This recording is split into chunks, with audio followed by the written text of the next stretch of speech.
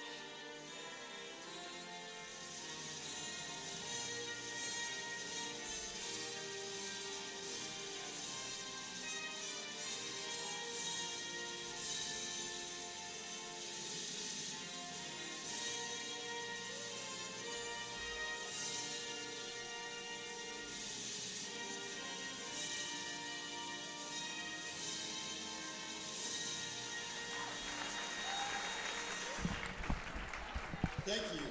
Now it's time to meet the starters. You know what I got to thinking about? We did rock, paper, scissors for who's going to do play-by-play in color. And the loser actually has to do play-by-play. We just feel like there's just a lot more talking. But actually, as I thought through this, like you're actually doing the camera and the scoreboard. And so that's probably not really fair. I can do it. I did it for Nebraska City. Honestly, it's not as hard as it looks. Okay, well, but then also the other piece of this, selfishly, the color is also supposed to provide all of these pieces. Okay. And that's the thing. I'm always sending marker boards over to you and asking what's going on. So are you taking play-by-play? I'll take it. Are you really? We can switch it half too if you want to. You know, that's multifaceted. I think the one thing we realize is how much of a production this really is when Tim's involved, and how awesome he does. He spends. That's just it. It's like holding up to his, his standards. That's the tough part. So, so first of all, for the visiting team, the Omaha Mercy Monarchs, we have number 4. I got to get their senior, Reese Keenan. Number 12, Reagan Brakel. I should have listened. Number 13 is a senior, Bryn Rutch. And number 22 is, where is she? A senior, Sydney Crampton, who is, I believe, their leading scorer. And then number 24, what do you think that is? Bihonic? Bunick, let me ask real quick. Bunick, and she is a junior. So they started a lot of upperclassmen. You might hear in the background that we have it seems like we have a lot of starters, but we did, again, recognize our seniors, Presley Harms and Jenna Grill and Anna Williams. But then starting for the Blue Jays, we have number 3, a sophomore, J.C. Fangmeyer, number 10, junior Paige Comstock, number 25, a junior Bree Shefdor, number 30, a junior Emma Keith, and number 21, a sophomore Reagan Craven. The Blue Jays are coached by Dave Hubert and assisted by Reese Hogue and Sean Ross. So we are ready to get underway, and the Blue Jays wearing their white uniforms in their last regular season game on this home court, as Monarchs are in navy blue uniforms trimmed in that gold. That's something I learned from Tim, to kind of fill the beginning, really right? Good. Isn't that good? Yeah, I thought so. So the Blue Jays win the tip, and Reagan Craven now with the basketball. Passes over to J.C. Fingmeyer, now Paige Comstock over in the corner. And McKeith, top of the key. Now to Shefdor. Blue Jays settling in a little bit. Everyone trying, and it's going to be a turnover. And, yep, Monarchs will take over. Yeah, I think Ashland offensively has been really working on being aggressive in the last couple of games. Here they're going to see a little pressure defense from them as well, a little full court man. So Blue Jays picking up in full court here. And already, I remember this girl from last year bringing up the basketball, number 22, Crampton. And Blue Jays forced a turnover. So already in 45 seconds, we've had 2 turnovers. Yeah, high-paced game. I mean, the JV game was high-scoring. JV game was really entertaining. At halftime, both teams had over 20 points, flying around. So Comstock will bring it across the timeline for the Blue Jays. She will pass off to Keith. Now Craven, top of the key. It looks like Blue Jays trying to get Shefdor open in the lane, and they do. Comstock gets her, and Bree Shefdor off the glass. Exactly what we wanted. So the Blue Jays take the early lead, 2-0. Yeah, and Bree's had such a great year. They do a great job of getting the ball inside. And, hey, look at that. That full court man is bringing pressure. I want to give a huge shout-out to all the text support that we've had. Kristen Fangmeyer sent a text saying she loves the teamwork. Jenny Washburn thought that she actually was listening to both broadcasts. I don't know if that's my Tim impression or what, but thank you guys for the support of Kendra. See, maybe we should have just went with it and see if people could figure that out, like how he could be in 2 places at once. I mean, that'd be impressive. So he's a multi-talented man, that's for sure. Yeah. So Reagan Craven attempted to pass it to herself and put it back up for a shot. I think is that your way of getting an assist for yourself if they block the shot and it comes back down to you and you put it back up? It should have been a jump ball, but it's kind of one of those that might be easy to miss. So the Monarchs are in possession of the basketball. Number 13, Ruck.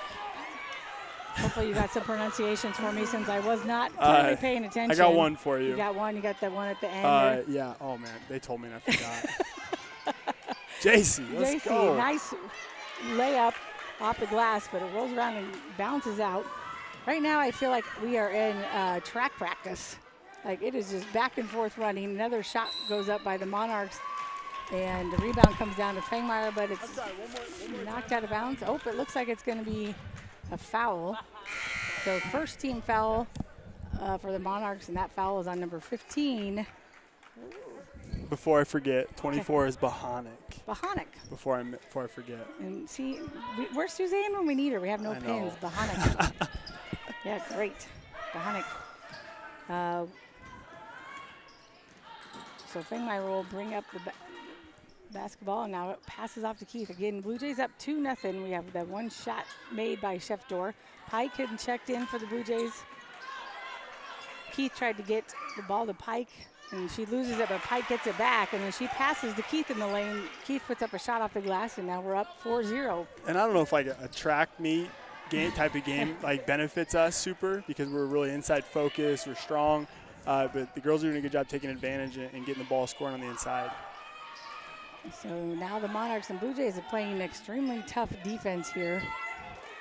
Bahanic, I just got to say it enough times. Yeah. We might say that Bahanic has the ball, even if she doesn't, just to get used to it. Well, I'll tell you, it's one of those names that it doesn't look like that, but you can tell just when you read it, there's something up with it. Like Bahanic, that's a tough one. So, and we're gonna just say that Bahanic finds. See, now is that Brekel? Down on the key or on the baseline there. Brekel. Looks like Brekel. And she hits a shot right off the glass, gives the Monarchs their first 2 points, and then she is fouled. So she went to the line to complete the three-point play, misses her free throw. So the Monarchs now with 2, Blue Jays with 4. Keith with the basketball. Keith drives to the bucket. Off the glass she goes. So Keith now with 4. She's been a stud. She's really had a great year. Those right-hand drives, her a little bit. Pike. Yeah, now Pike with the steal. Pike goes straight to the basket. She puts it off the glass a little too hard, but the rebound comes down to Comstock. Now Glock on the baseline. Glock shoots over the rim. Now a rebound comes down to Brekel. So Brekel runs the length of the court. She passes up to head Ruck. Now back to Brekel. Ooh, and a wide open Bahanic under the basket. Yeah, they also do a really good job, even in the JV game, like those post-to-post passes, those quick. Sometimes they use their speed and their transition to get those passes and have easy layups for the girls. Now Craven with the basketball. She finds Keith at the top of the key. Blue Jays up by 2, 6-4. And Pike off the glass on the left side from the feed from Comstock. It's a really deep catch. Pike, when she catches that ball, she's only 2 or 4 feet from the lane. It's tough to stop that when someone gets in that deep. And guess what? The Monarchs want to run. So Crampton finds up ahead Ruck, and she is now fouled on her shot by Keith. So Ruck will go to the line to shoot 2. Keith's first foul, Blue Jays' second team foul. Ruck. Yeah. Free throw good. Offensively, we're going to see Laughlin and Fangmeyer come in. Offensively, you just watch Dave coach the girls, Coach Hubert, and try to get them on the inside. And we're so strong, we're so big. We have so many strong athletic girls. Kind of waiting for it to come to fruition. And tonight, early on, they've really scored it well from the inside. And you love to see that game plan come around. Second free throw by Ruck is no good. Craven comes down with a rebound, so she will bring it up herself. And Keenan is checked in for the Monarchs. Craven will dish it off to Glock. Glock then will pass off to Laughlin. Laughlin left-hand dribble. And she finds Fangmeyer down on the baseline. Skip pass over to Laughlin. Laughlin looking to drive, but knocked out of her hands. I should look to see if these are different.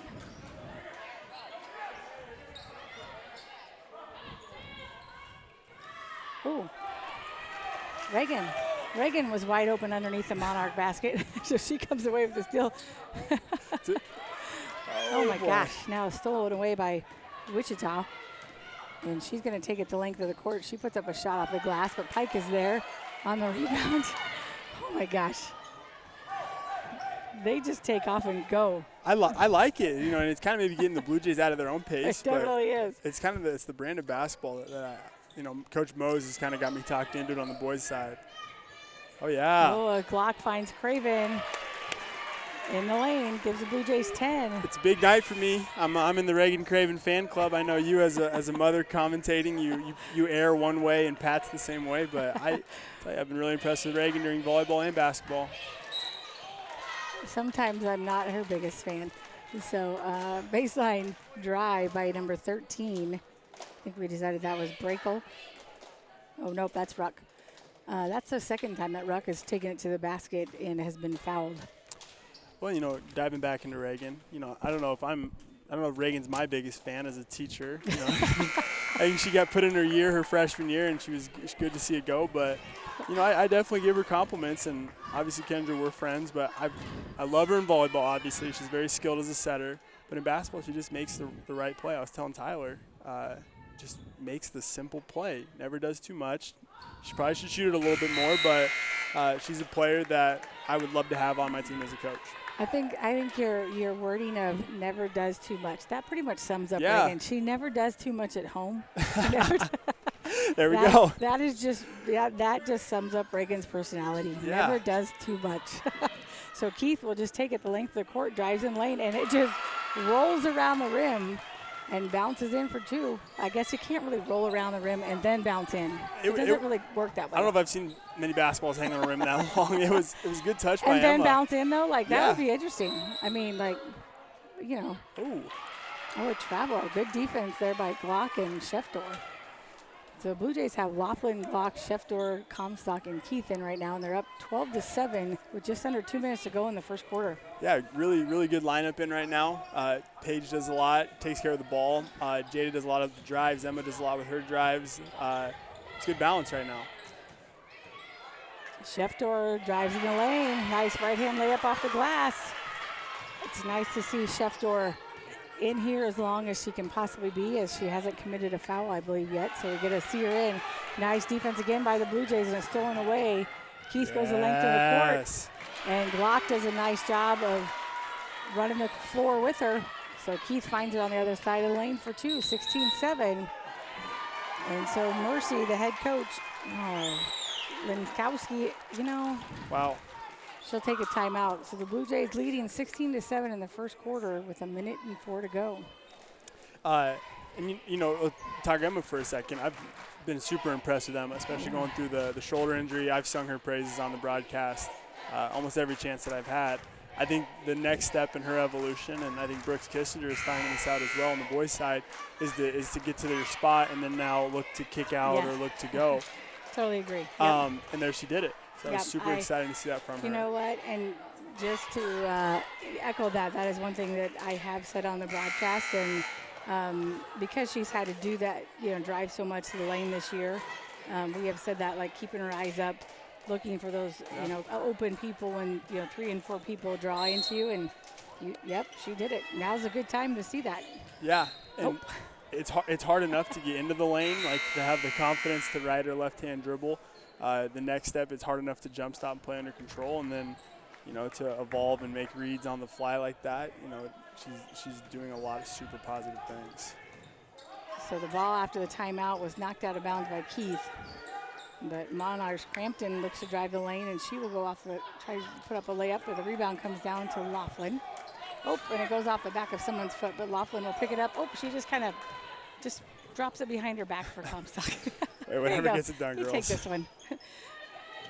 Comstock now skip pass over to Laughlin. Laughlin thought about a three. Now gets it to Keith at the top of the key. 30 seconds to go. Blue Jays up 16-7 in the first quarter. Comstock now on one shot. Coach Hubert yells. Gertis now is checked in. And she traveled, but okay. We'll take it. We'll take it. Now Fangmeyer. Corner. I don't know, something cornered. Fangmeyer dribbles behind her back. Her dribbling skills have just gotten better and better as the season's gone on. Keith puts up a three-point attempt. No good off the back of the rim.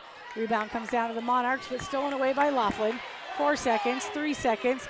Laughlin puts up a shot. No good. Rebound comes down to the Monarchs.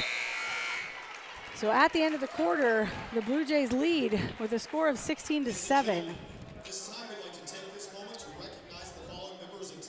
So I know one of the goals that we always talk about with the scouting sheet is Coach Hubert and the coaching staff, their goal is always to hold the team to less than 8 each quarter. And so That was one thing.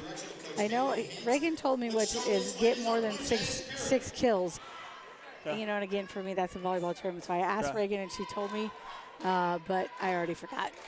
So I know on the boys' side, a kill is 3 stops in a row. So it'd be like 6 total kills in a game would be That might be it. 3, because you know the Moses' big philosophy is score, stop, score. Yeah. So basically, if you score, you get a stop, and then you score. You've created almost a 3-possession game. That makes sense. And then you get 3 defensive stops in a row. You hope that you shoot 33%. And then you kind of kill the momentum. Is that kind of the idea of the term behind it, or what? I don't know. You know, I'd say Can we come up with a different term? I'd say it's lethal. Like it's lethal Yeah. to your chances of success. But I know, Okay. you know, I didn't necessarily always understand the terminology with Mose, but it just kind of became kind of common language. You're looking at Kristen's text. Oh my gosh, our phones are blowing up. Yeah, I'm telling you, Jenny Washburn, I think genuinely thought that Tim was on the broadcast. She said, "Why can't I hear both broadcasts right now?" I said, "Jenny, I think it's just me doing an impression of your husband." Oh, I think that's so funny. Kristen Fangmeyer says she is in the Reagan fan club. Yeah, but it's hard, you know. I know someday, you know, if I'm still sitting in this chair and I have a daughter playing, I won't. I won't be super quick. I'll be hard on her. You know, I'll sing her praises individually. But, yeah, I don't know. Yeah. I'm telling you who it was. It was my wife.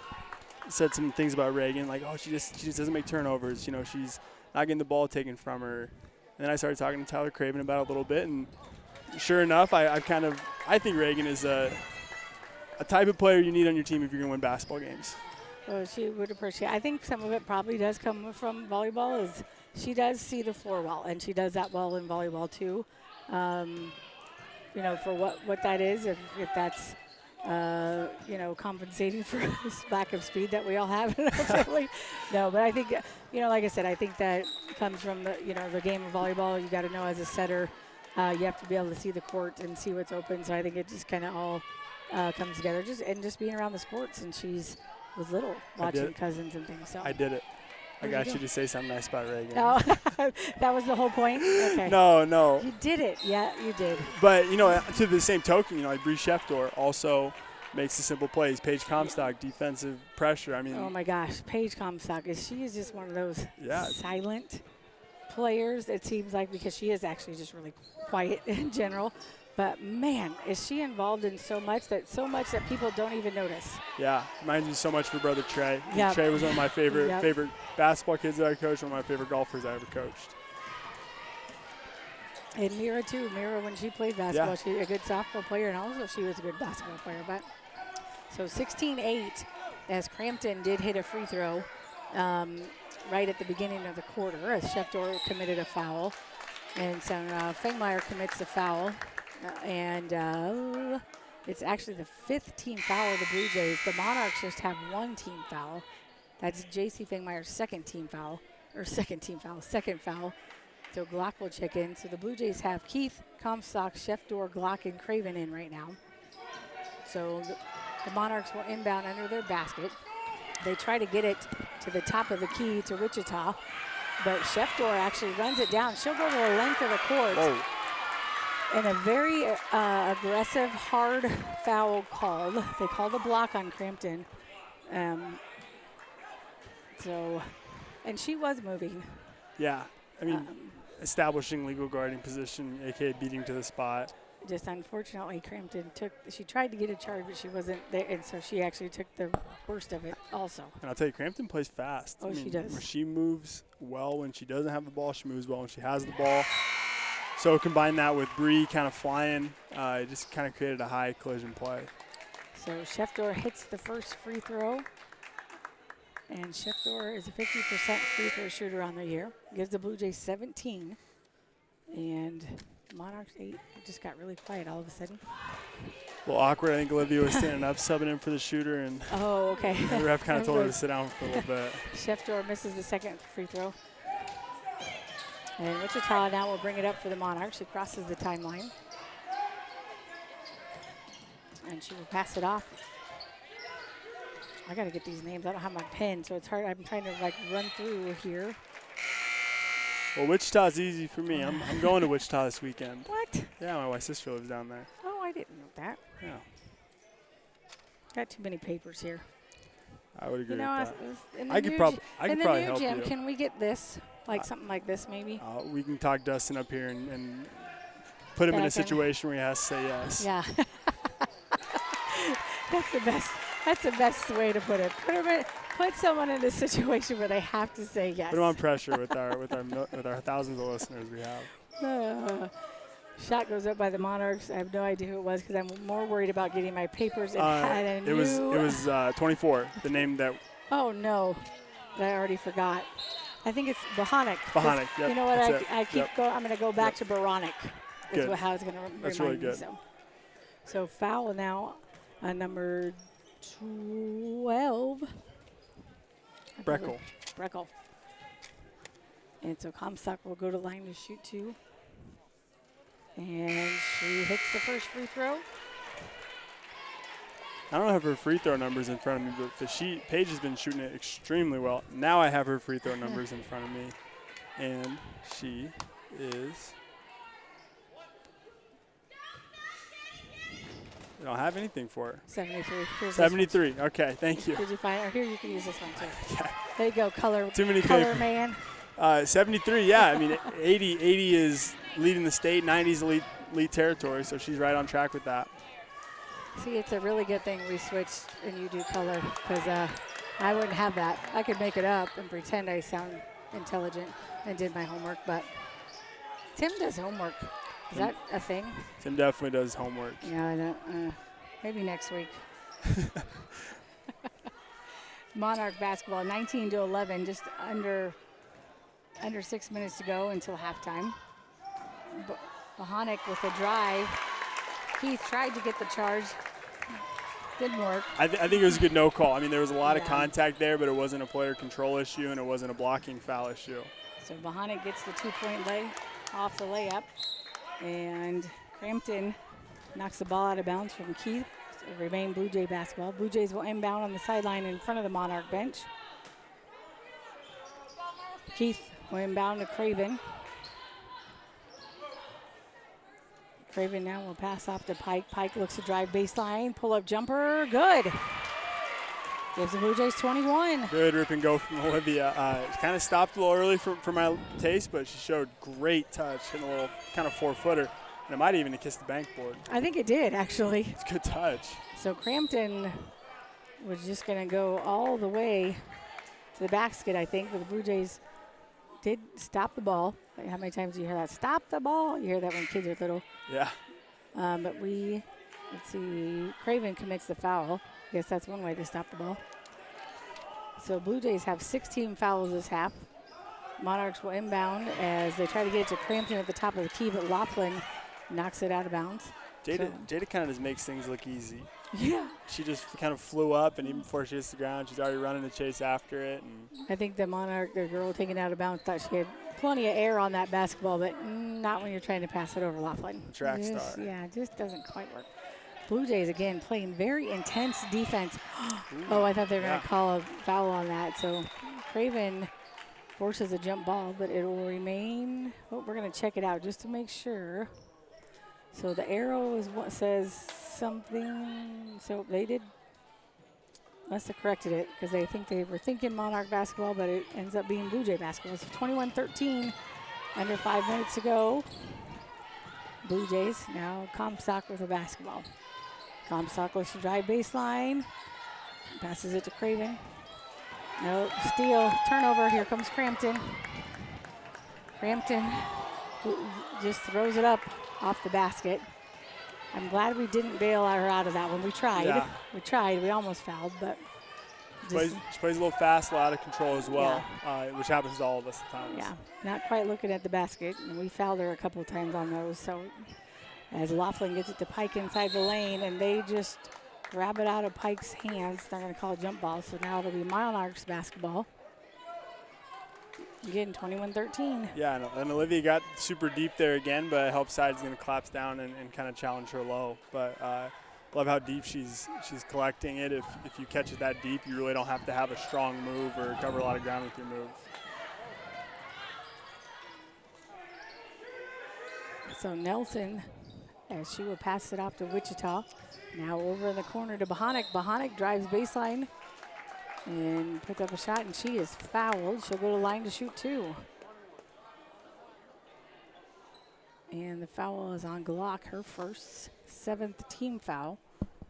You know, we really missed out on an opportunity tonight. You know, if we had one of our headsets is having technical difficulties, my wife would have joined us on the broadcast. I think we can, I think we can find some tape and get it to work somehow. And not that she wanted to. I think it's the absolute last thing she wants, but it just kind of makes my life a little easier running the camera. And she's here. She's hanging out with Haley Hansen, but. Well, here, this is what we'll do. We'll give her an option. Okay. We'll say your options are running the computer or being on the broadcast. And we all know that it's going to have to be, well, we'll make this sound very fun. I think I would enjoy. I don't know. I'll work on her at halftime. She'd be very nervous, but we'll tell her that. We'll just tell her it's just like when we have the kids up here. Like, we'll give her a heads up and just say, hey, do you have anything to add? At least if she's just listening, she can just listen. Yeah. And then we'll tell her if we're going to throw it at her. If she has nothing to say, she has nothing to say. Toss her some softballs. So 21-14 is it. The Monarchs have drawn it in a little bit closer. So now top of the key, there's about 3 minutes to go until halftime. And they kick it out to 25.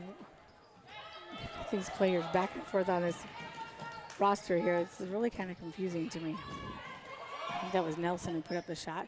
Keith takes it all the way to the basket, and she is fouled. And I'll tell you, as the person who did play-by-play for Nebraska City, this roster is very confusing because all JV and all varsity players are on the same roster. So you'll have multiple 24s, multiple 25s, and that's probably the hardest part about a broadcast is learning the names for play-by-play. Well, and maybe, and like I said, so we'll stick with didn't bring a pin, and usually I have them circled, so it's a lot easier for me. And yep. Suzanne brings my pin, so dearly missed. But you should have brought pens for me. I can get pens at halftime. I'll survive. Usually the teams that we play a lot in volleyball, we start to know the names. I don't even have to look at them anymore. But I will tell you, every year I do struggle with Mercy. But if I would have done my homework like Tim does. So Nelson drives. Yes. Oh, Nelson drives the length of the court and drives in the lane for a layup. And Pike tries to get the charge. Sounds like our ref over here thinks maybe she did have position established. Yeah, I don't know. I mean, the issue is like with charges sometimes is it a player control issue? Is the player out of control? And in my opinion, she wasn't out of control there, but Olivia did have legal guarding position. So that's tough. I'd have been fine with the no call there. I would have been fine with the charge call. I think that's truthfully a 50-50 or a 50-50 call. Could have gone either way or a bit of no call. So Nelson hits her first free throw, but misses the second. So it gives the Monarchs 15, the Blue Jays 22. And then Keith travels. So the Monarchs force a turnover. So just under 3 minutes to go, we now have a 7-point basketball game. So Crampton will inbound to Nelson. Nelson then will pass off to Ruck. Now top of the key to Tripp. These names are getting a little bit easier. Keenan. 2.5 minutes to go. Now back to Tripp, skip pass. Over to Nelson. Nelson looks to drive off the glass. No good. Rebound comes down to Craven. Craven now will pass to Fangmeyer. Fangmeyer crosses the timeline. And Fangmeyer will pass over to Laughlin now. Laughlin being guarded very closely by Crampton. Gives Craven a tough pass. And then Craven is tripped up by Nelson. And they call Nelson for a foul. And Nelson's second foul. And so timeout is called by the Monarchs. So Blue Jays in the lead 22-17 with 2 minutes and 6 seconds to go until half. You want to talk about the sub a little bit? Absolutely. So Blue Jays get the 2 seed in the Platteview sub. Platteview sits in as the 1 seed. Going to take on Omaha Gross in a first round game on Valentine's Day. So I haven't seen Omaha Gross this year, but Mercy beat them earlier in the season. Doesn't have a date on it, but it would have been about their 8th, 9th game of the season. They beat them 52-45. And Blue Jays right now are playing pretty well against Mercy. So what are your general thoughts on that? I think actually we just kind of talked about this. I feel, and I mean, I'm sure, the coaches and staff here might have a different opinion, but I think it's good that we're playing Gross for the first game. I think coming off of just playing Conestoga the other night, and maybe it's different. The girls may come in, they beat them pretty handily. I think they were in control the whole game. So they might go into that game with a lot of confidence. I always think sometimes it's nice to play somebody new also that you haven't played. I do know that Conestoga really felt that the Ashland-Greenwood game was a game that they were going to win. Okay. So I think that they playing us would have had a totally different outlook playing us again. So, and we may have went into it thinking, we won this pretty easy. So I think the Gross draw is good for us. But again, I don't coach this group of girls. So that's just kind of a philosophy maybe based off of when I coached a long time ago with the teams that I had at the time. So definitely. Tim and I talked about how when you play a team a second time, it can be challenging. There's no surprises on the scout. Overall, it can be a little more tougher to do. So yeah, I think it's we got a good sub for us, and I think I love another chance at Platteview. So after the timeout, the Blue Jays get a steal and a tie-up, but they're going to actually call a foul after the tie-up, and that is on number 13, Ruck. It's her first foul. So Gertie's being pretty aggressive, getting after the ball, but she's going after the ball there. They're going to say the Mercy player had a non-basketball play, kind of maybe hugged Lauren's leg a little bit. But Lauren's feisty. She's chippy. So the Blue Jays will inbound, and Comstock will bring it across the timeline. 1.5 minutes to go until halftime. Full reversal back screen. And we find Glock finds Keith in the lane. And Keith, nice job, just pushes her player, backs into her player, and puts up a shot off the glass, gives the Blue Jays 24. Yeah, that's their secondary break. I probably shouldn't say the name of the play, but you hear Coach yell it a lot, and it's a really good action for a team that wants to score post on the inside. Oh. The Monarchs just actually threw it right to Lauren because their player just actually moved at the last minute, and Lauren was just there to catch it. So another turnover. 24-15, under 1 minute to go. Craven now with the basketball. And she will get it to Comstock. Let's see if we'll take 2 shots or not. Comstock. Oh, Comstock, nice drive in the lane, which drew some help defense and left Gertis wide open under the lane, but we lost it out of bounds. Yeah, and the best way, if you're not someone that dribbles and drives and attacks the basket, the best way to get opportunities is kind of be around. And so Lauren's kind of hanging around the basket. Help side comes over to help off Paige's drive, and she tries to find a little slot fill. So almost a turnover by the Monarchs. They get it into lane. Wow, to Ruck, and she turned around. She really didn't even get all the way around on that and just 360. I'm not even going to say shot it because she really threw it. Craven goes baseline, then finds Gertis in the lane. But Gertis is tripped up in the lane, and it's going to go out of bounds. So it's going to remain Blue Jay basketball. 5.5 seconds. It's a huge play because, Reagan almost made a mistake, and I said she's mistake-free. So it was almost a mistake, but, just same Gertis deal. saved her. Drive in and jump stop, and it's good stuff. Oh, and the inbound play, they had Gertis standing in the back waiting for the ball. We executed it well, but we missed our shot. So good out-of-bounds play.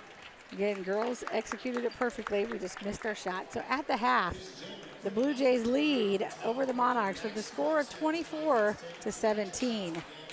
An update on the boys' score in Nebraska City at the half. The Jays lead 32-14 over Nebraska City. We have dance team tonight, correct? I'm going to make sure. Yes. I'm going to make sure Mark doesn't stand in front of the camera. Oh, okay. Well, and are we going to give him a headset when he comes up here? Yeah, I can give him mine. Okay. Well, I didn't know if we had the mic out. If we had a mic. Do we have? Tim might have taken that. What? I mean, so what we could do honestly is we could just plug this in. Oh. The headset, because it still takes audio. And we Okay. can hear what he's saying. So you just would talk into it, even though I can't hear. Tim takes everything. Well, it's technically his. I don't care. Don't give him credit on here to Yeah. everybody. Everyone's listening to us say that. Just don't Yeah. give him anything. No, right now. yeah. I'm definitely a little partial to Tim. He does But all. see, we're already getting this hooked up, so Lindsay might as well just come up here. I mean, Yeah, there's no reason to like. She won't be able to hear. I texted her and told her to come up. That's just. You can't. Oh yeah. Oh, you can't hear out of it. You can talk. So you can kind of hear. There was when Tim and Libel were talking. I had that the other night, and it was. Well, I don't know if that's always a bad thing that you Oh my only hear gosh. Tim and Libel half I'll tell the you, time. I don't know if Jason Libel is on the broadcast or listening to our broadcast tonight. If anyone wants to text him and tell him I said this, that's fine.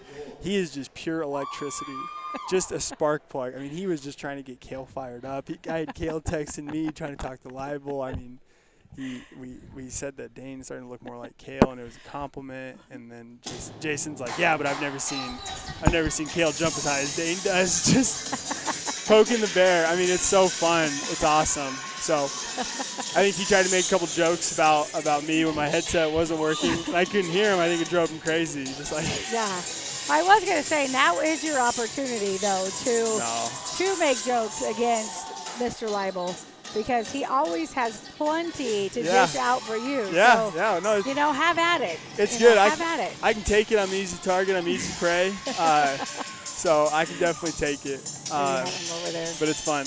Yeah. There you go. Or even on that side is fine. We want to see dance team.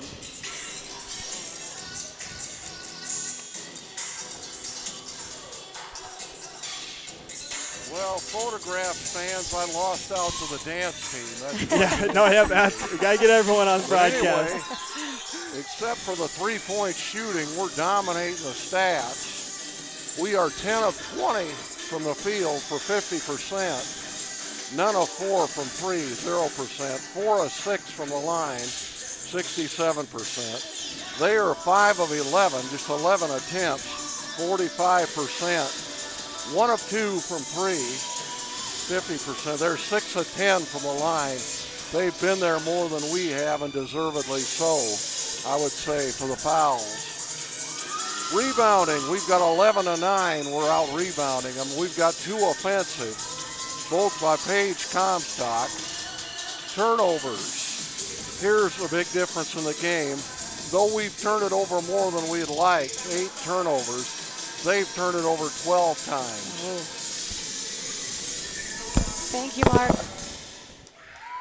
Let's give it up for the Lady Jays and their performance of the 2000s. All right. Well, did you hear any stats that? I guess maybe one thing I wanted to talk about it. I think the best that I've seen the girls play all year was DC West in that quarter where they were hitting those threes. And I know they made a bunch of threes, but their strength is scoring on the inside, their strength is driving. I thought they were really confident in those shots, and they all look good off the hand.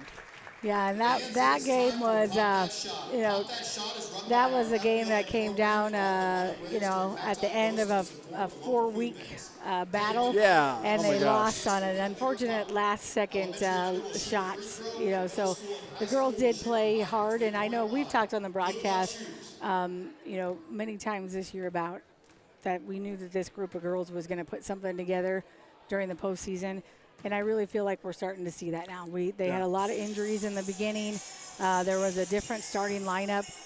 I know every game in the beginning just because somebody was out injured and, and just really trying to work things through. And I think now they have figured out things, and girls seem to be staying healthy right now. And I think you're starting to see that, play out, and there's just a lot more consistency. So yeah, and I think a huge game for me was that Lincoln Lutheran game. And it wasn't. I mean, I'm just going to speak very candidly. The athletes that Lutheran had, it was like, oh my gosh, this is going to be really tough. And they weren't spectacular basketball players, but the athleticism they had was absolutely unreal. And our girls just kept torching them with backdoor layups and they post touches, and it was just like, yes, this is what it looks like. That athleticism will translate on the defensive end. You guys are beating a team that wants to be high pressure, and then they played well at DC West, and then they you saw those flashes. I think one thing that these girls are going to continue to learn is how to win games. Yeah. how to have a 13-point lead in the late third quarter and close it out. Sometimes, once again, I love these girls to death, but it feels like they're just holding on for dear life. Yeah. Hey, Emma Keith, you are so athletic. Rip and go and drive. All right, here she is. I'll even let her sit by her Oh my husband. gosh, it's gonna make her night. Hey, you're gonna have to go around that way. No, you're coming up. You're coming up. Yeah, you're coming up. Yeah. Yep. Yeah. You don't even have to talk. You just Yeah. get a list. Just come sit up here. Yeah. Yep. Come on. Yeah, we want to have you. Come on around. We've already told all the fans, so. So, yeah. This is if one woman wasn't enough, now you've got a second one. So. We now get to see where all the brains come from Right. in the family. So, all right. So, you're not going to be able to hear super well with this on, but they can hear you when you talk. Okay? So, go ahead and put it on. Joined by Lindsay Wallman. Kendra, I'll let you ask the questions. I'm sure she doesn't. Well, we'll give her an opportunity first. First of all, can you hear? Okay, because I can turn your ears up. Yours might go in and out, but first of all, we'll give you the opportunity like we did with the students that we won't throw it over to you too much unless you want to. But what is it like being married to Jordan? Oh, boy. Here we go. Oh, was I supposed to be basketball related? I think that'd be ideal, but. Oh, we'll get to that later. No, I've just teased. Wow, no comment on that. No comment, she says. No comment. No.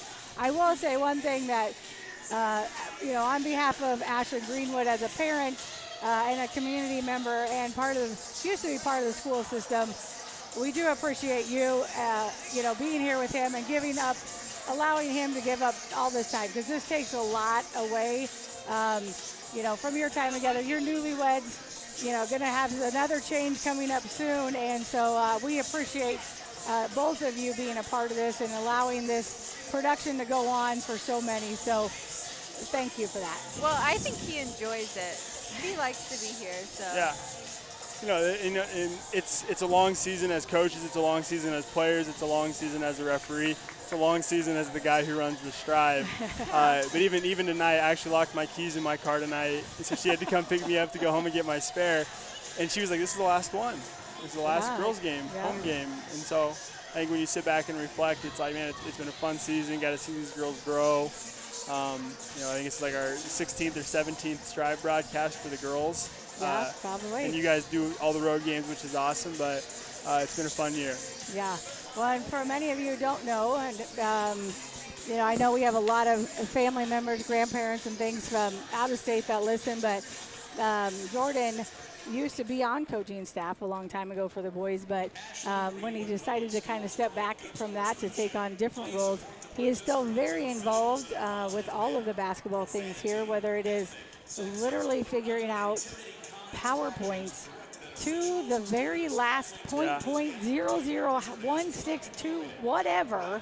Yeah. He has it figured out. That was crazy last year, and then trying to find the streams for all games that we could watch them.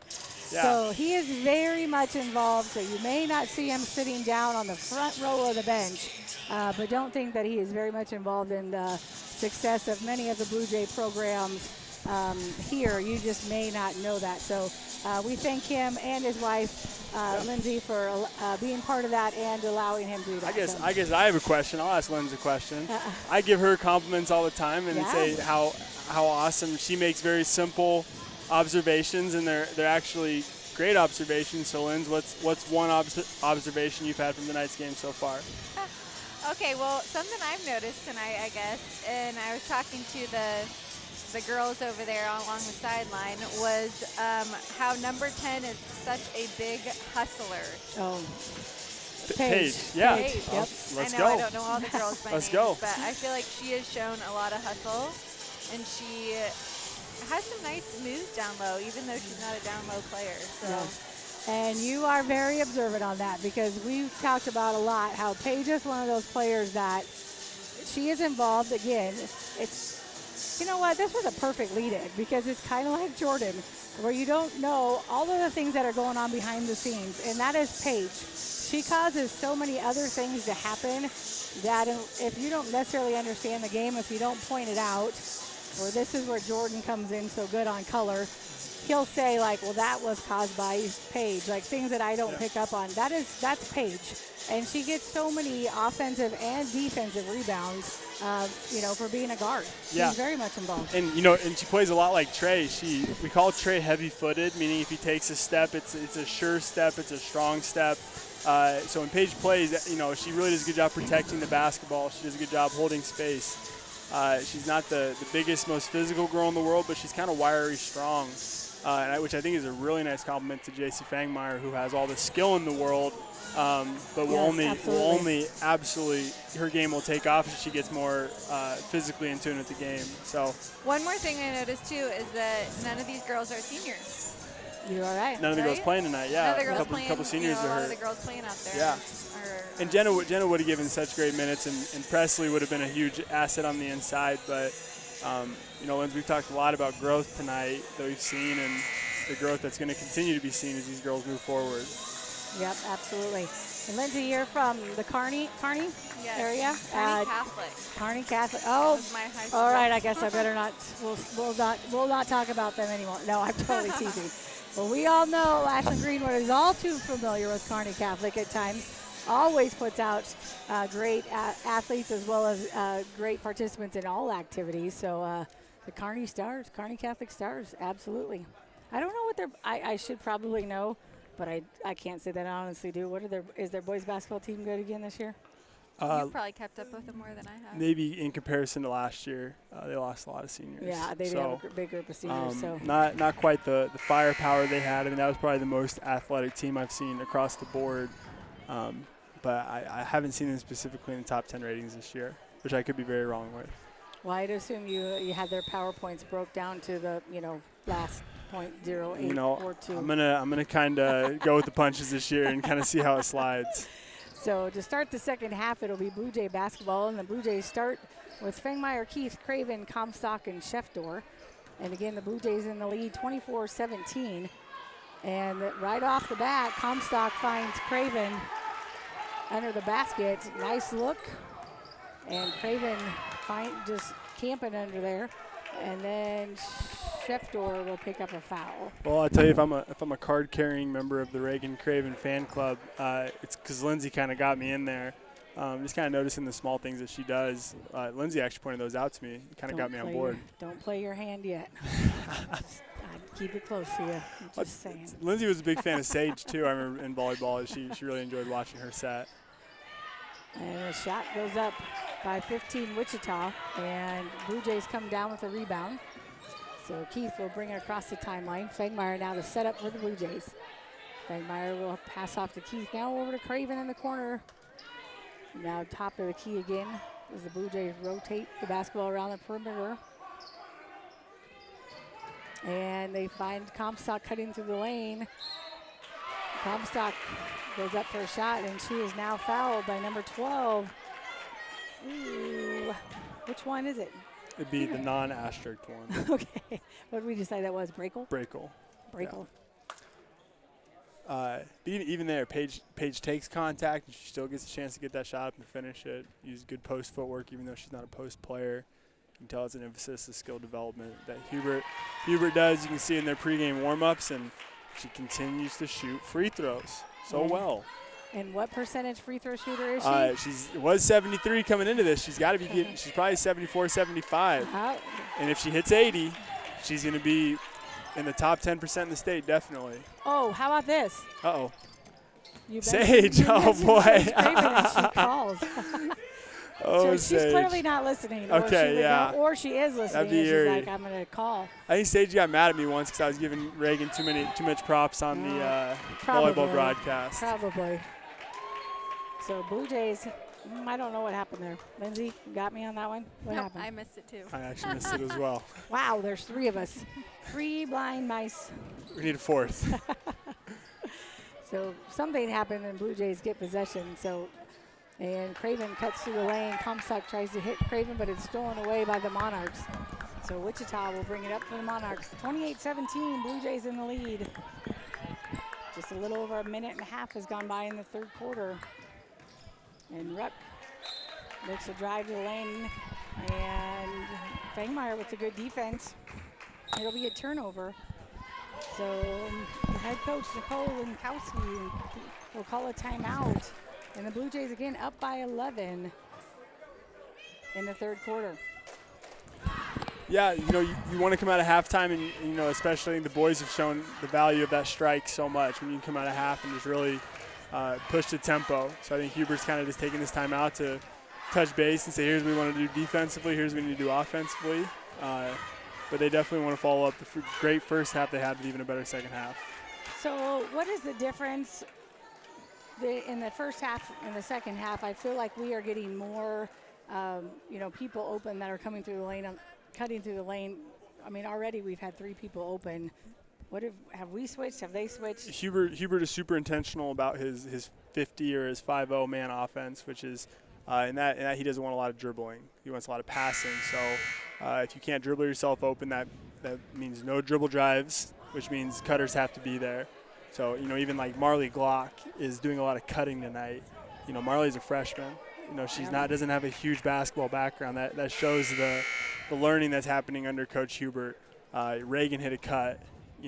Once again, girls are looking to find cutters, and they're looking to get open by cutting. So it could be a reason. I think it's a great offensive philosophy to have as a coach. And folks, that is why I don't do color. So Blue Jay basketball, 28-17, 2 minutes have gone by.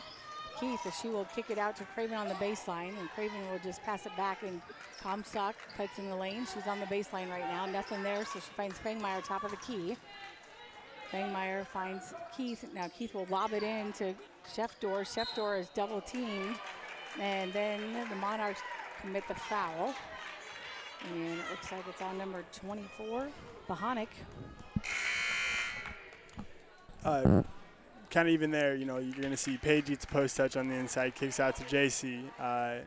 Keith gets a cut on the inside. Bree, even though she gets double teamed after a post inside pass, they want to get it to the inside. Just a ton of cutters.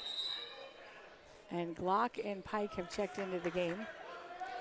So that's the infamous double whistle. So Janda on the baseline had an open fist for a jump. Guy sitting in C had the closed fist. He wanted to call with a foul. It's kind of whatever ref comes in stronger gets that. Didn't even catch that. Lindsay, did you see that? Yeah. See, now he's running the camera, running the scoreboard, running color, and calling the calls and watching the refs. Yep, can't do that. Well, in like a double whistle as a ref, you feel really good about a double whistle because you guys are both on the same page about the call, but that open fist, closed fist is – this is a pretty vet crew, but I thought Reagan got fouled there, so I was kind of looking to see, and just didn't quite get it. I thought that's a foul. Yikes! So as the Monarchs get a tough defense, double team over on Comstock, and so Hubert thought maybe she was going to be in trouble. She did get rid of the ball, but we got a timeout. So Coach Hubert again takes a timeout. 5 minutes and 14 seconds to go. The Blue Jays leading 28-17. All right, let's give Lindsay a chance to show her basketball IQ. All right, Lindsay, you're up. 11 points, 5 minutes left to go. What do you think Coach Hubert's talking about in this timeout? Jeez, put me on the spot. It happens all the time. You're the second color. Oh, my gosh. Lindsay used to coach at Lincoln Lutheran, Lincoln Christian. You coached basketball in college? I did. Volunteer as Then college student. Then you know a heck of a lot more than I do. Okay, so then put it this way. What would you do? What would you be telling him in that timeout? Maybe not what he is. What would you tell him? Oh, man. Bright red face. Stay aggressive, play solid defense, no turnovers, and close defensive possessions with box outs. Oh, okay, Coach. She's like, you totally stole everything I was going to say. Like, those would be the little things. So Comstock looks to drive in the lane, and she's going to be fouled. So was that freshman that you coached? Middle school. What age did you coach? I helped with the freshmen in the JV. Okay. So maybe at the timeout she was probably saying, hey, girls, let's just try to pass it to our own teammates. Yeah. When we are on offense, we go this way. Depends on, depends on how good the girls were at that time. I mean, sometimes, Definitely, yep. Thompson and I always say we stepped in 1 year and we coached middle school basketball. Yeah. Oh, boy, Yeah. was that eye-opening for us. Yeah, and I talked with Tonjas quite a bit, and I think the middle school team this year is blessed with quite a bit of talent, but, he's just like, man, I really am just trying to coach the little things, and it's hard not to progress past that. Yeah. He talked about the value of jump stops. And I was like, Tonjas, I promise you with all my heart that most coaches jump stops during every single time out in the varsity season. Yeah. Because we know it was good for us because we know when you get them at varsity, you want all these things. But then it's at times, you definitely want to progress, and the girls want to progress too, but you're like, you can't. So, it was a great experience. So, 3-point attempt goes up by the Monarchs. No good. Rebound then is going to be knocked. Be Ashland-Greenwood. By Pike. I would agree with that. That's Ashland-Greenwood. Oh, nope, they're going to change it now. I actually thought the first ref, I thought it went out Pike's hands, but the Ashland-Greenwood crowd did not agree with I would that. have bet the mortgage that was Ashland-Greenwood ball. Me too. Sorry, Ashland-Greenwood Lance. ball? Oh, Yeah. okay. I would have thought actually that it went off a Pike glass, but I must have been the only one in the gym. Yeah, okay. clearly no one agreed with that. At my contacts in tonight. Laughlin drives baseline, and she is fouled. So the foul is on 15, Wichita. So Comstock will inbound for the Blue Jays under their basket. 28-17, 4 minutes and 20 seconds to go in the third quarter. She hits Craven cutting down underneath the basket. Craven off the glass gives the Blue Jays 30. Card carrying, remember, it's not a tough play. It's not a overly flashy play, but she finishes in contact and gets a tip steal. Reagan Craven Fan Club. And now, and the Blue Jays did have a steal, but then the Monarchs stole it right back. So Wichita travels the length of the court, gets it to Ruck. Now Crampton, top of the key. Now Crampton is actually their leading scorer. She averages 12.6. I'm not sure. She's got a couple free throws. I'm not sure if she scored anything else tonight, but you know, it's been tough sliding for her. Blue Jays have a lot of girls on D assignment with her. Jordan is not keeping book, so I mean, apparently he can't do the camera and the computer and color and watch the refs and keep book. I don't understand why not. Well, the clock's about 25 seconds behind right now, so don't give me too much credit. And we did have a Monarch get hurt on one of the last plays, so we'll kind of check and see if she's all right.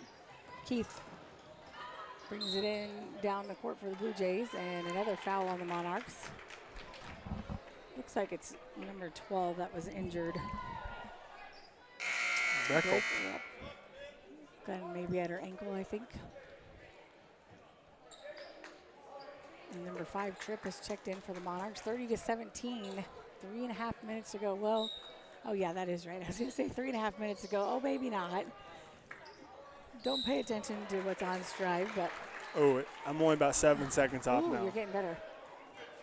Pike is fouled on the shot. She'll go to the line to shoot 2, and that's fouls on Wichita. That's her 4th. I'll tell you, Omaha Mercy right now is not elated with the fouls in the last couple of possessions.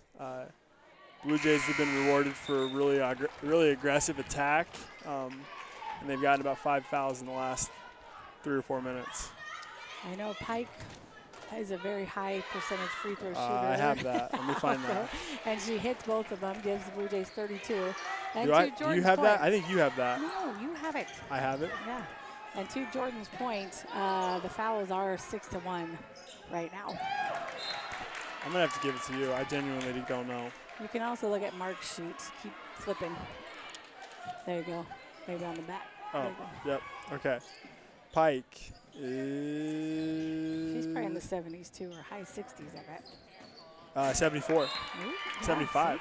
See, I don't have to do my homework. I just have them memorized from game to game. Yeah. So no homework needed for me. Well, and especially Olivia, she's in a position where she's trying to score on the inside, will take so much contact on. So shooting 75 at a high volume is super asset for a team.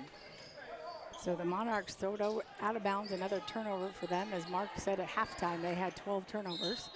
Laughlin takes it in the lane, puts it up on the left side, and is fouled by Crampton.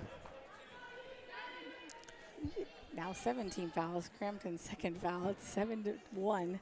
But they've been legit fouls. Yeah, that was good by Jada. Oh, what?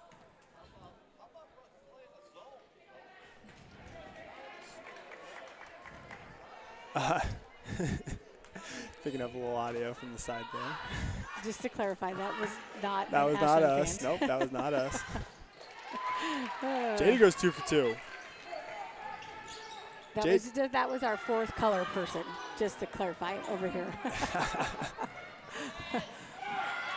So the Monarchs trying to break the Blue Jay press. Almost do it, but it's knocked out of bounds by Pike. So remain Monarch basketball. 33-17, 2 minutes and 43 seconds to go in the third quarter. You know, Jada kind of reminds me of Evan Shepard from the boys last year. You know, obviously very skilled, but uses her athleticism to her advantage very well. Absolutely. So now a foul this time on Pike. And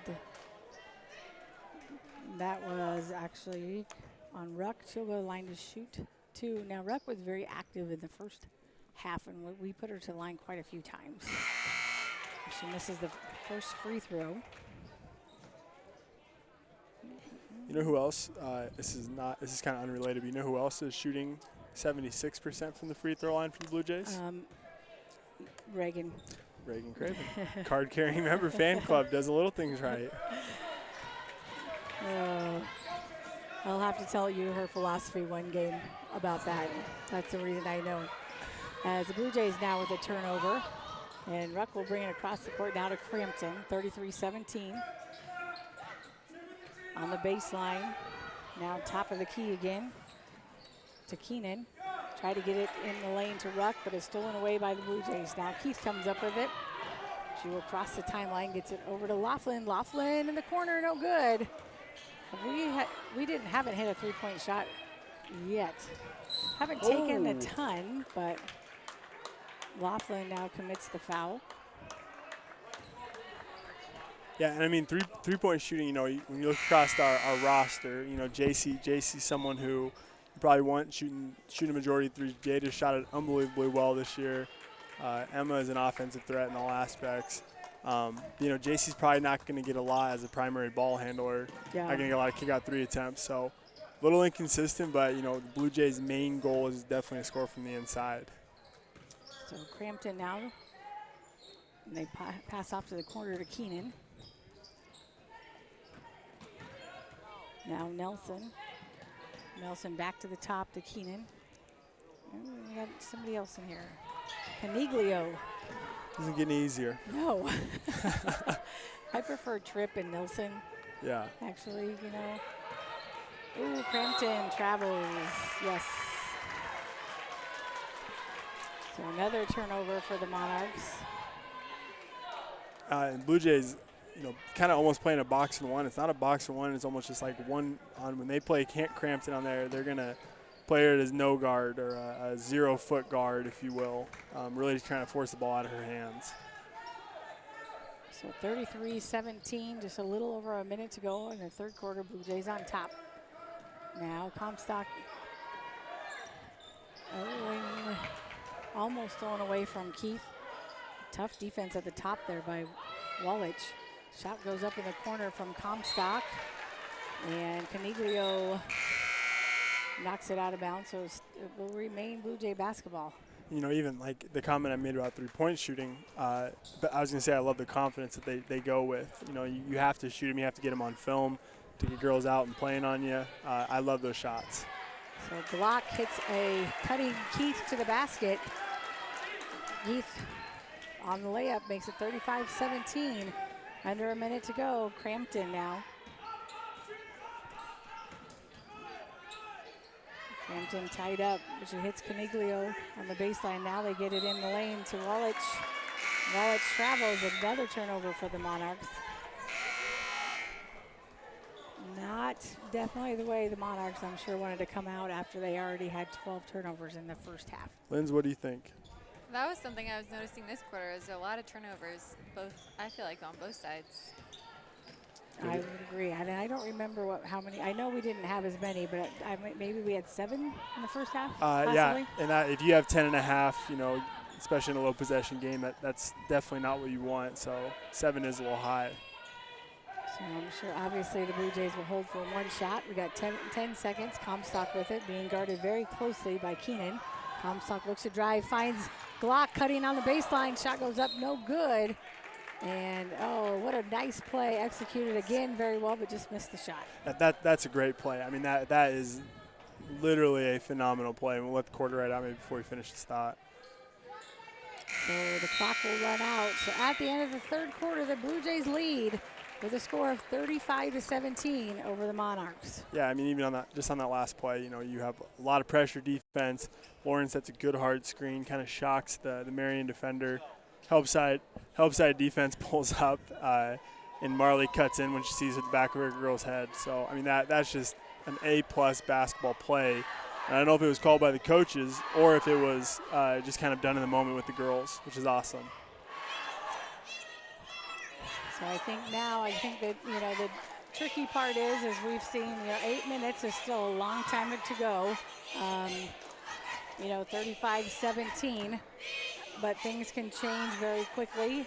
I think to Lindsay's point, Monarchs had a lot of turnovers. I like to say the Blue Jays clearly forced a lot of those with their defense, but I think some of them we can't actually take credit for. So I think, it's tough to know how the Monarchs are going to come out, this quarter, but the Blue Jays got to stay definitely aggressive and things like that. So, Lindsay, what do you tell now a team like this maybe being up with this score to just kind of keep them focused to finish out this fourth quarter? Well, something I've noticed a little bit this quarter, too, is they are doing a nice job of staying spread out on their end and reversing the ball along the three-point line, whereas Mercy is a little bit crowded. So I'd say just continuing to work the ball around the three-point line and continue to cut inside. That seems to be working well for them. And I would agree with that. Blue Jays seem to be patient, the spread on their offense, and you can see it right now, just as Lindsay said that. And it continues to work, and we hope that will continue again. I wish I could say continue one more time. Continue. But now Craven puts up a three-point shot. No good, off the back of the rim. Rebound comes down to Caniglio. Caniglio will pass it off to Crampton. Crampton will cross the timeline. And as Comstock and Keith trying to get a trap at the top. Caniglio in the lane. Ooh, might have switched a couple of pivot feet there. Tough pass from her, but Keenan runs it down. Oh my gosh, now come on, coach. You cannot just. Oh, well, that'll work.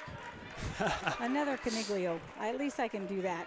Yeah, these are tough. You're a champion. I know I lost rock, paper, scissors before the game, but I appreciate you taking this on. When she's playing like everybody. Yeah, good for her. Tough on us. Yeah. So it wouldn't have mattered if I did my homework anyway, because I would have had to start over. Wallich, now Caniglio in the lane, and that would be actually the Gianna Caniglio. And Glock up ahead, off the glass.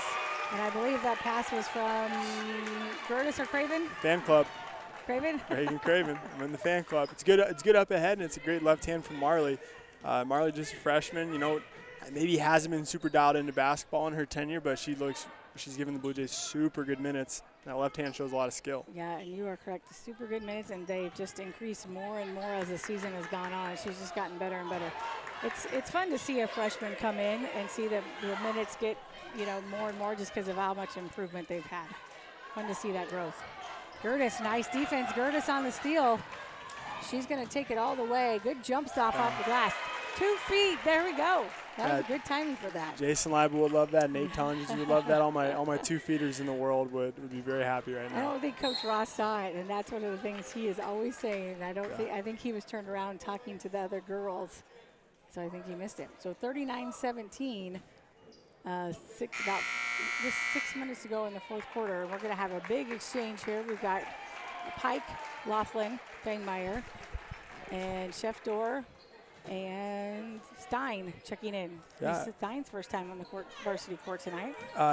Ellie has given great minutes in JV. Nebraska City, she had a lot of opportunities to play and score and hit some threes. Yeah, and she's got a great three-point shot. I kind of caught her in the hall and I said, hey, I just want you to know, I've really enjoyed watching you play. And she's kind of just right outside the top 9 that gets consistent minutes, but she's also someone who's grown a lot this year.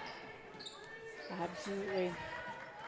So Wichita now with the basketball. Again, Blue Jays up 39-17. Keenan. And he tries to get it inside to Walich, and it's stolen away. Ooh, Sheftor. I have to say, and hopefully someday Bree will laugh at this, but I think almost once a game, Sheftor gets that rebound and tries to do an outlet pass over here to the opponent's bench and throws it out of bounds. Like, I'm not kidding you. Once a game, that exact play right there happens. Well, oh, that's tough. But and that's like another thing too. You know, these girls continue to work on their skills. Bree played a lot of softball growing up, and getting a lot more interested in basketball. You just love to see Bree, especially in a 22-point game, just grab that ball and go. Yeah. Oh man, just like Derek Tonjes, he's a freshman, but he kind of does what Kale used to do, have a really good ability to rebound, but then just get that ball and push it in transition. I think that's what's really good about Olivia. I think it's really good about Keith is they just grab and go. JC grabs and goes. Jada grabs and goes. I think I'd like to see Bree do that. So I remember when they had a scrimmage at the very beginning, and to your point, that was one of the things that the coaches were talking about to the girls. Just get it. Just go. Just get it. Because so many of them can do that and have the skill to do it. So. Yeah. I mean, none of our girls are girls that have to be locked into the inside for a lack of athleticism. Like, these are all very strong, very athletic girls that could be dangerous in transition. So Ellie Stein now with the basketball. 5 minutes to go. Nice cut from Laughlin and phenomenal pass from Stein. As Laughlin, though, misses her layup. But that was a great play. It's just too easy. Jada just makes stuff look too easy. We kind of joke around. We call her the track star. She hates that nickname, but she qualified in 3 events.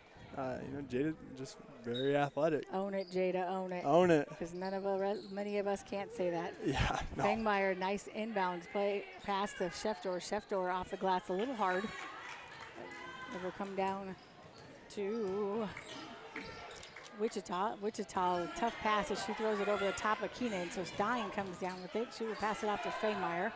Just under 5 minutes to go. Blue Jays in the lead, 39-17. In this last regular season home game and senior night. Pike with a nice turnaround jumper off the glass. Hey-oh. That was a good move. Nice little 360 from Pike. So Crampton now passes to Wichita. Wichita, over to Keenan. Keenan now tries to pass to Caniglio, but she passes it out of bounds. Oh, gosh. More subs. All right, well, Kendra looks that over. Linz, what are the Blue Jays doing right now that's allowing them to find success?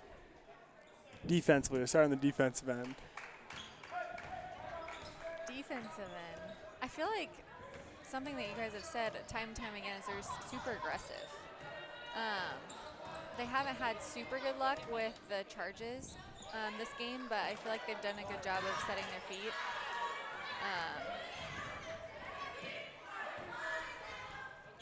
Offensively, I feel like they need to just keep playing their game. They have a healthy lead now, so continuing to not force it and just take their time down here, getting good shots. Love that. It's not always about the amount of time you take off the clock. It's more about the value of the shot you take. And sometimes I know one thing I have been really impressed with this group of girls, and Lindsay also just kind of said that, is there's been teams in the past that I've broadcasted, which has been a long time, because I've had a lot of daughters playing for a long time. But, you try to get them to slow down and be patient to get that right shot. Yeah. And it doesn't matter every time they turn it over. Yeah. And you're like, okay, maybe we shouldn't slow it down and get a good shot. Maybe we should just get a good shot. And the boys are going through that right now. They're so focused on taking a great shot that it's leading to long possessions, fast possessions, and it's leading to turnovers. Yep. Tim and I so we actually went back to volleyball, how we started talking about the hard serve. You get more aces than errors, and DC West literally took a shot so fast they had no turnovers. That is true. And I was like, hey, this kind of brings me back to volleyball, where you have more service errors, but you also have more aces. You have no turnovers, or you have a lower percentage, but you have no turnovers. Yep. That's kind of just a great point about working hard and not getting a shot attempt, but rather a turnover. Wow, Ellie Stein finds a nice wide open Gertis underneath the basket, but Gertis tries to take that one dribble, and it goes off her foot and out of bounds. All right, I'm starting another fan club. I'm starting the Ellie Stein fan club. I hear ya. She just I hear does ya. the little things. Paige Yep. Comstock fan club, Ellie Stein fan club. I love the little things. And now Fangmar almost within the ear steal. 3 minutes to go. Blue Jays up 41-17. I saw on Twitter the other day that there was a boys basketball game somewhere. I don't know. Yeah. The final score was 4-2 because a team held it the whole first half. Yep. Yeah. It was a 4A game in Oklahoma, so it'd be like a C1 game, and it was the number 4 ranked team against the number. I figured there was a strategy there. Yeah. So it was to totally slow down the. Oh my gosh, I can't even imagine an entire half. I mean, the one team had a possession, then we came back the other way, and they literally burned a quarter in one possession. Yeah. You know what my first thought went to is like, what would that have been like to broadcast? I mean, wasn't that your first thought? Yeah. Well, so I actually watched it in like a social media video where they sped it up, and then the whole thing was in like a 1 minute Instagram reel, and I was just like, this is amazing, but this is the only way I can watch this. Yeah. I don't know. I mean, probably in protest, I would have just stopped talking in general. Yeah. I mean, because I have a hard enough time when we just pass around the perimeter. I'm like, we passed to JC, we passed to, in those times, I'm like, I think you just would have had to. I don't know what else you would have done. We would definitely need libel to create some electricity up in the broadcast. Oh, a nice shot goes up by number 23. Oh my gosh. It's another hard one. Oh man, Jablowski. Yep, that's what we're going with. Should have let Lindsay give it a shot. Madison Grzebielski. I mean, it's hard. I mean, it was a good shot. It would almost be like a good halftime deal to go down every single name and try to hit every single name. I see a Bush and I see a Roosh. I mean, I was a freshman, 23, Madison G. Good shot by her. Makes it 41-19 with 2 minutes and 10 seconds to go. So we talked a little bit before pregame, just about as we get into the postseason. We talked again about the Blue Jays girls starting sub-district play next week as they will square off with Omaha Gross on Tuesday at Platteview. They got the number 2 seed. And again, as this progresses, if they win, they will play on Thursday. And if they would win that, they would go into a district final game on Saturday. But Jordan and I were just talking about back in the day what that state tournament atmosphere was, and we started talking about Pershing. Yeah. So Pershing times. Yeah. So what are some of your memories back there about Pershing? Well, I remember. So my dad actually played in Pershing, and he always kind of warned me. But I grew up always watching Day 1 in Pershing. So I think like in 6th, 7th, 8th, I was pretty blessed to go to the state tournament every year and watch Beatrice compete on Day 1 and 2. And then I was kind of telling Kendra, like, the rumor at Pershing is that it's more bouncy and you can get a couple extra inches. So my freshman and sophomore year in warm-up lines, I was trying to dunk and probably was making a fool of myself in all honesty. It's funny, I was trying to do the same thing my freshman and sophomore years. But, Fangmeyer in the lane, jump stop, no good. Rebound comes down to the Monarchs. And in Class D, our first game, growing up, obviously, the smaller schools played at a Lincoln High School. Yep. And then Day 2 was at Pershing. And Day 3 was at Pershing? Probably growing up in the 90s? Ooh, I don't know about the 90s. I think everything was at Devaney. Yeah, Devaney was Day 3. So, that's how our lineup was. And then state volleyball was at, I think, first day and I think Day 2 and 3 were at Pershing. I guess I don't remember. Well, and so we'd always go and watch Freeman, and so we would always go to like Lincoln East, Lincoln Southwest, watch Freeman play. And then we were the last year with Devaney. So my senior year was the last year at Devaney. Following year was at Pinnacle. The venues are unreal for kids to play at nowadays. The atmosphere and all of those things, which is coming up soon. But again, no Pershing. I'm sure many people, my kids don't even know what that is. Yeah, I think, is Pershing torn down? I have no idea. That might be a really silly comment of me. I actually don't know. I think it is still there, but maybe monster trucks. Ooh. Maybe monster trucks in the circus, right? Yeah, I don't know. I watched the circus there one year. So stolen away by Fangmeyer, and then there's a foul. by Gallagher. Lynn's on the last possession. JC had that nice behind the back into a floater, and I saw you shaking your head. Yes, like you were kind of definitely liking what she was doing. What'd you see on that? I just thought she was handling the ball so well. Like, she seemed very comfortable. And I would agree with you. That is definitely a strength of hers. There's so many things. She is very comfortable dribbling behind the back. And you don't realize how much that actually throws off the defense when you do it right. I think some people, I don't. When I was growing up, I just thought that was a cool thing to do. But it actually, clearly, there's logic behind it. And JC uses it at such appropriate times and with such ease.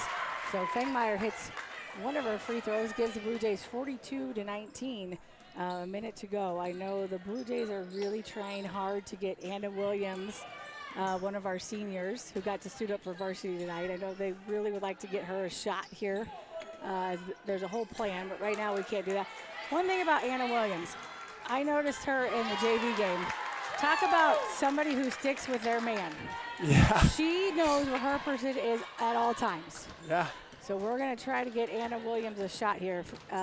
Jordan, you better not miss it if she gets a shot. But we'll see if they're going to let her even get open. We'll get it tomorrow. We'll clip it. Fengmeyer's trying to get her the ball, and so Fengmeyer's the one that's got her work cut out for her. So Anna's got it. She's going to put up a shot. That's going in. Oh! Anna Williams, one of the seniors, hits the shot. She hits a three-pointer, the only three-pointer of the game for the Blue Jays. What a shot, and the assist from Fengmeyer. Like I said, Fengmeyer had the biggest work cut out for her.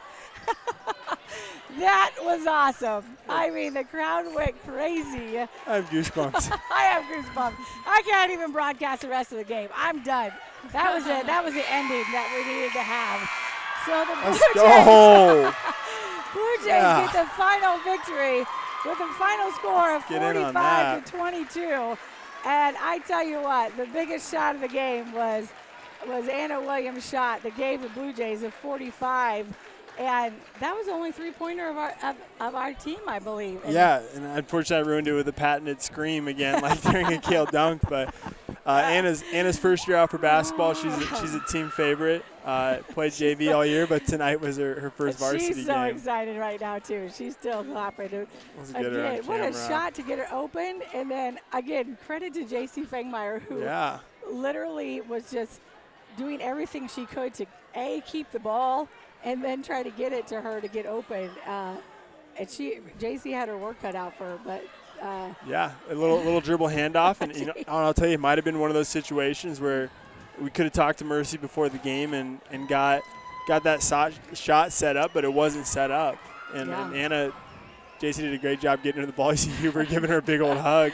Yeah, because Hubert knows it was not an easy task for JC to get that done, and not an easy task for Anna to shoot it either. That wasn't no, that was legit.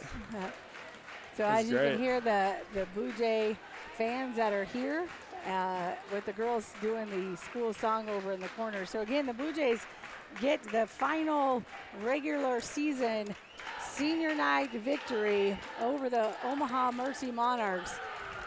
Win with a score of 45-19. 22. And sealed off with a wonderful shot. 45-19. I gave the last 3 points to the wrong team. Jeepers. That's what I do. With the ever so best ending ever with the 3-point shot by Anna Williams.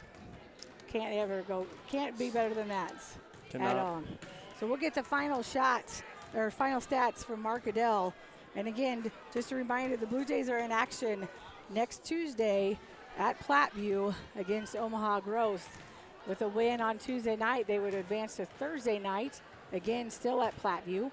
And then with a win on there, they would move on to Saturday for a district final game. So Blue Jays have a busy week next week for the girls in that district season week. So we will see how it goes. Lindsay, how was it? Was it as bad as you thought? That was a good win by the girls. Good one to be up here for. See? Yeah, I'm not gonna lie, Linz, I thought I always compliment you on how simple and smart your thoughts are that you talked to me about after the game, and I'm like, oh man, maybe I'm overanalyzing this. You were a little nervous tonight. Well, you kind of put me on the spot. Yeah, definitely. I That's wasn't what we do. expecting that. We didn't kind of put you on the spot. We totally put you on the spot. But I will tell you, when I walked in, this has been like the second time that Jordan has talked about the comments that he's like, well, actually, that's actually what Lindsay said too. So when we were coming in tonight, he was actually commenting on some of the things that you've said and the things that you've made, analyzed about. I'm like, why don't we just put her on? Like, should we need to warn her? Why don't we just get her up there? So we had a plan. Yeah. We didn't let you in on the plan. And so we do really well at just ambushing people. Sure. Right. But we're not so bad. Like Tim and I had communicated that I was going to stay back here and work the Strive tonight, and he was going to get some help from Coop Westerholt down in Nebraska City, but we didn't tell you. So you were like, oh man, am I gonna have a partner tonight? And yeah. So yeah, I'll be up there, and maybe my wife will come. So, I mean, how small town can you get where there's like the social studies teacher that runs the Strive has his wife come up and help out?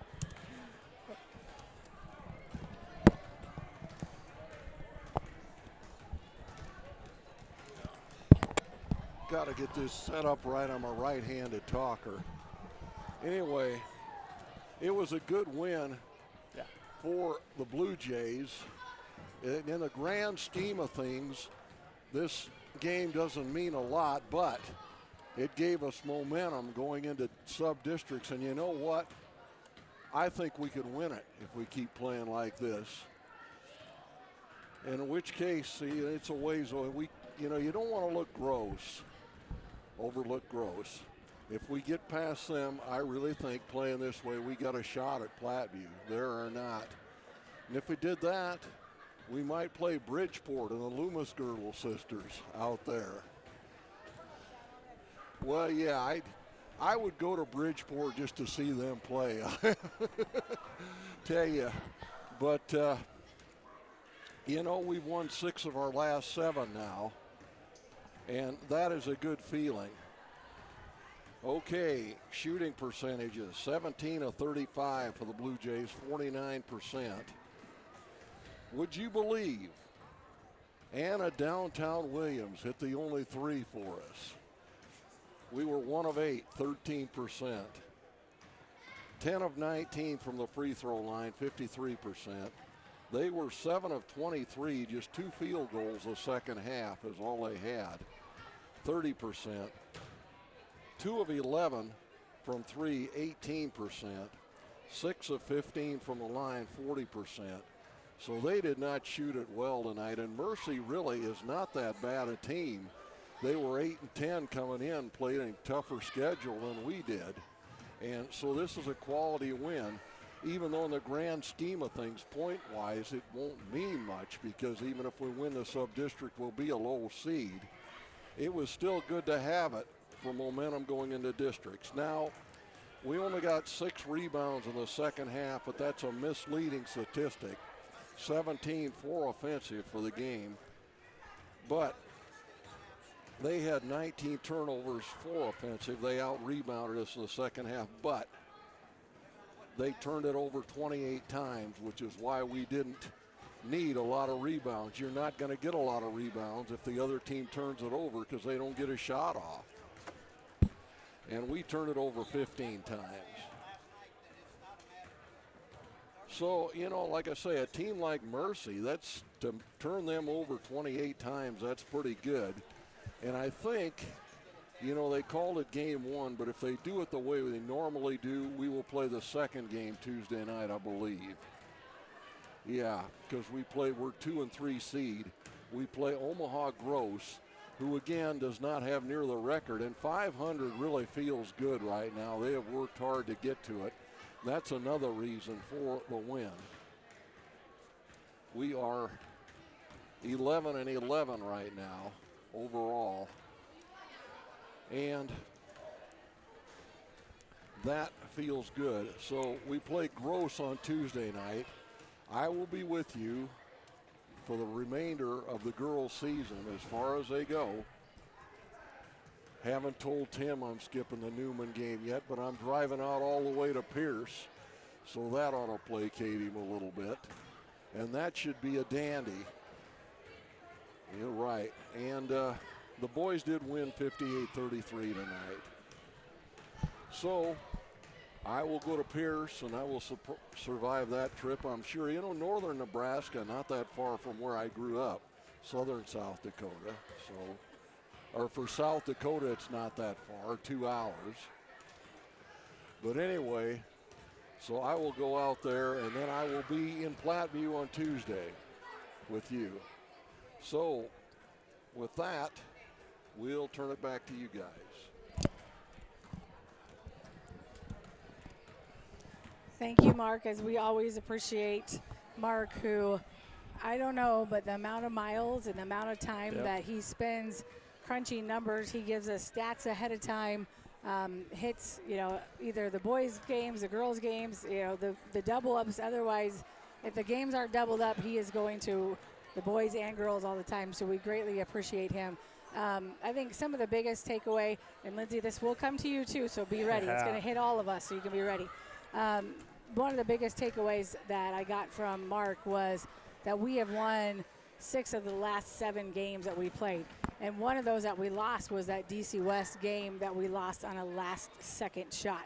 So really could have actually won 7 of the last 7 games, which I would agree is huge going in to the postseason play, which is something we've talked about this entire season, that we really felt that this team would be ready to go. And I think we're set up and ready to go for that. Yeah, and, you know, we've had a front row seat to all these games, and, you know, they've continued to score well from the inside. That's what their goal has been. It didn't look great at the beginning of the season, but you could tell that they were trying to work with the game plan and stick to that game plan, and it was not a matter of if but when, and, you know, it feels like now is when. So it's the right time to be hot for sure. Linz? Well, and I think when he was talking about turnovers with Mercy, oftentimes you think about it, the offensive end not being able to take care of the ball, but really that gives credit to our defense too, as to how much pressure they put on them and how well they did with making those turnovers happen. I would agree. I think we definitely, you know, we were in their face and we got them extremely frustrated and caused a lot of that. So if we're doing a Tim Washburn post-game play, we've just got about 35 more minutes to fill. So be prepared. We've got a lot more things to talk about before we sign off. So what else? No, I'm just kidding. Okay, I was like, you guys are like, the longest post game, buddy. I need about 3 players to talk to. Hey, buddy, is Coach Mose coming up tonight? We got to get Coach Mose. When he signed on, he sounded so much like Tim. It was scary. Like, people were like, wow. They like thought we threw it, like he was in 2 places at once. Jenny texted us. She thought that we were playing the Old audio on our live view. Well, welcome everyone to the Bird Game. It was weird. Yeah. Like, I was sitting here and I'm like, oh my gosh, I thought that was I have a decent Tim impression. I have a decent Mark impression. But, you know, I can't do Kendra and Suzanne. You guys are one of a kind. Well, we definitely are one of a kind, I will actually say. So, but you know what, Jordan, you opened the broadcast, and so I will actually let you close the broadcast also, because you do a much better job. And I'm going to let my lovely wife take it. So, Linz, tell us what you saw, then take us home. Hey, all I have left to say is go Blue Jays. I think that's a great way to end it. That's a good win, girls. So for Kendra, did a great job on the play-by-play tonight for my lovely wife, Lindsay Wallman. I'm Jordan Wallman. Thank you for joining us. We'll be back in action on Tuesday with a doubleheader, but until then,